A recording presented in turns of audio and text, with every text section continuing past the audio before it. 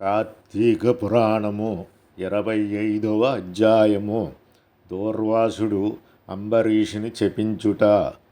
అంబరీష, పూర్వజన్మలో కించిత్ పాప విశేషము వలన నీకు ఈ అనర్థము వచ్చినది. నీ బుద్ధిసే దీర్ఘముగా ఆలోచించి నీకెటులు అనుకూలించునో అటులనే చేయము. ఇక మాకు సెలవు ఇప్పించుము అని పండితులు పలికిరి.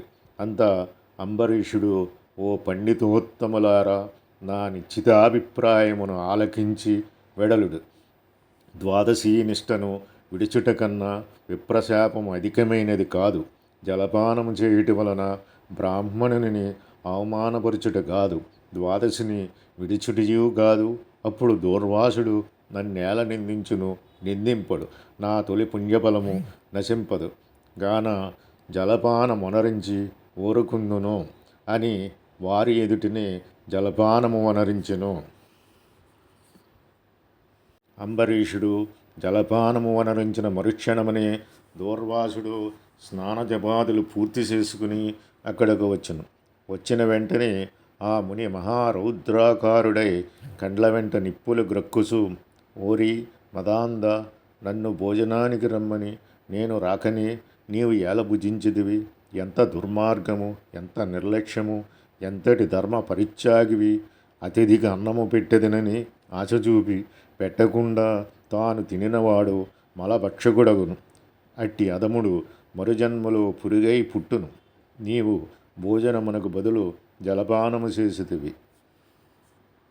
అది భోజనముతో సమానమైనది. నీవు అతిథిని విడిసి భోజనం చేసినావుగాన నీవు నమ్మకద్రోహి అగుదువే గాని హరిభక్తుడు వెట్లుగాగలదువు. శ్రీహరి బ్రాహ్మణ అవమానమును సహింపడు. మమ్మే అవమానించుట అనిన శ్రీహరిని అవమానించుటి. నీ వంటి హరినందాపరుడు మరి ఒకడు లేడు. నీవు మహాభక్తుడనని అతి గర్వము కలవాడవై ఉన్నావు. ఆ గర్వంతోనే నీవు నన్ను భోజనమునకు ఆహ్వానించి అవమానపరిచి నిర్లక్ష్యముగా జలపానము వనరించితివి. అంబరీష, నీవిట్లు పవిత్ర రాజకుటుంబంలో పుట్టినావురా, నీ వంశము కళంకము కాలేదా అని కోపముతో నోటికి వచ్చినట్లు తిట్టిన. అంబరీషుడు ముని కోపమునకు గడగడా వణుకుసు ముఖిళితాస్తములతో, ఓ మహానుభావ, నేను ధర్మహీనుడను.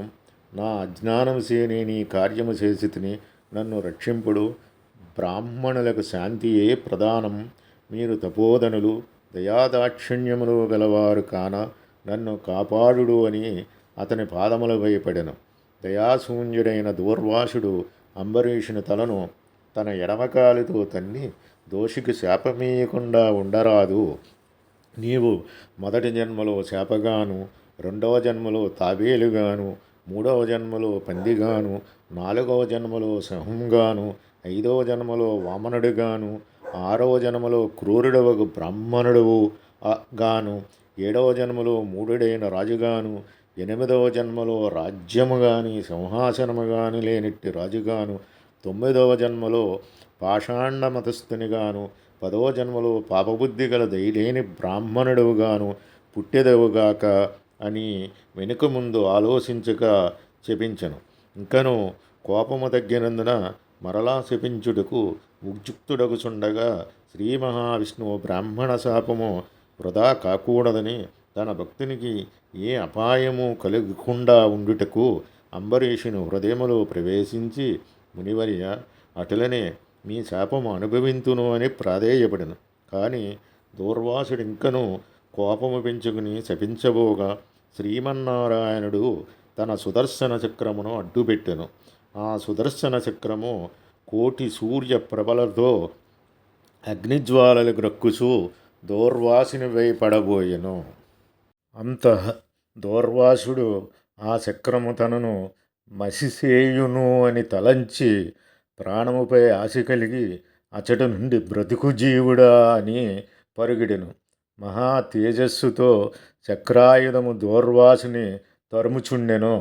దూర్వాసుడు తనను కాపాడమని భూలోకమున ఉన్న మహామునులను, దేవలోకమునకి దేవేంద్రుని, బ్రహ్మలోకానికి వెళ్ళి బ్రహ్మదేవుని, కైలాసమునకు వెళ్ళి పరమేశ్వరుని ఎంత ప్రార్థించినను వారు సైతము చక్రాయుధము బారి నుండి దూర్వాసుని కాపాడలేకపోయిరి. ఇట్లు స్కాంద పురాణాంతర్గత వశిష్ఠ ప్రోక్త కార్తీక మహత్యమందలి పంచవింశాధ్యాయము 25వ రోజు పారాయణము సమాప్తము.